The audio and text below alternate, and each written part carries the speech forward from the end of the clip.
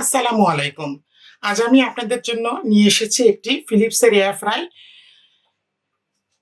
এই ফিলিপসের air fry একান্ত প্রয়োজন না হলেও সংসার জীবনে অনেক কাজেই লাগে। তো চলুন এই ফিলিপস এয়ার ফ্রাইয়ের সাথে আজ আমি আপনাদেরকে পরিচয় করিয়ে দিব। তো প্রথমে আমি পাওয়ারটা দিয়েছি। পাওয়ারটা সবসময় হেভি মাল্টিপ্লাগে দেবেন। একটা হেভি কিচেন অ্যাপ্লায়েন্স। তো ভিউয়ার্স, আমি পাওয়ারটা দিয়েছি। এখন আমি আপনাদেরকে দেখাচ্ছি এখানে কি কি আছে। এর ভিতরে আছে উপরে একটা বাস্কেট, একটা ঢাকনা আছে।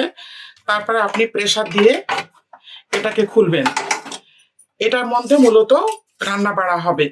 তো এখানে আপনি একটা ফয়েল পেপারে বিছিয়ে নিতে পারেন। এটার মধ্যে যে ফ্রেঞ্চ ফ্রাই বানাবেন, চিকেন ফ্রাই, চিকেন 65, অন্যান্য যে জাতীয় আইটেমগুলো বানাবেন সেই তেলগুলো এর মধ্যে পড়বে। তো অনেক সময় দেখা যায় যে এটা নষ্ট হয়ে যায়, এখানে অনেকে ফয়েল পেপার দিয়ে নেয়, বা ফ্রেঞ্চ ফ্রাই করতে গেলে আপনি ডাইরেক্টলি দিবেন। এই যে লক বন্ধ হয়ে গেলে এখন আপনি এটাকে লক করে দিবেন। তারপরে আমি আসি এটাকে কিভাবে অপারেট করতে হবে। প্রথমে আপনি পাওয়ার দিলেন।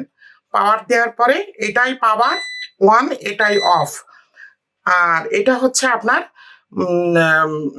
যখন আপনি অন করবেন তখন টেম্পারেচার টাইমার সেট করে যখন আপনি খাবারটা রান্না করবেন এই মাঝখানে বাটনটা আপনি প্রেস করবেন। তো আপনি এখন ধরেন ফ্রেঞ্চ ফ্রাই করবেন। ফ্রেঞ্চ ফ্রাই করার জন্য আপনি প্রথমে টেম্পারেচার সেট করে নেবেন। এখানে আছে 170। এটা এটা আচ্ছা 170। এখন আমার ফ্রেঞ্চ ফ্রাই করতে লাগবে 20 মিনিট। ধরে টাইমারটা করে দিলেন। করে দেওয়ার পরে আপনি ফ্রেঞ্চ ফ্রাইটা, আলুটা সিদ্ধ করে আপনি ফ্রেঞ্চ ফ্রাইটা এই চেম্বারে ঢুকিয়ে দিবেন। এই চেম্বারে আপনি একটু লবণ আর একটু মরিচের গুঁড়া দিয়ে আপনি এটাকে দিয়ে বাস ঢুকিয়ে লক করে দিলেন। তারপরে আপনি এই যে 20 মিনিট আপনি এটা ফ্রেঞ্চ ফ্রাইয়ের জন্য আমি সেট করে দিয়েছি। অন্য অন্য জিনিস আপনার এখানে লেখাই আছে কত থেকে কত মিনিট লাগবে, চিকেন, কেক, ফ্রেঞ্চ ফ্রাই, অন্য অন্য আইটেমগুলো। তো সেটাতে আপনি ওইভাবে টাইমার সেট করে দিয়ে বাস এটাতে অন করে দেবেন। এই যে অন হয়ে গেল, একটা শব্দ শুনতে পাচ্ছেন নিশ্চয়ই। হ্যাঁ, এখন আপনার অন হয়ে গেল। এখন এই দেখেন 20 থেকে নামতে থাকবে।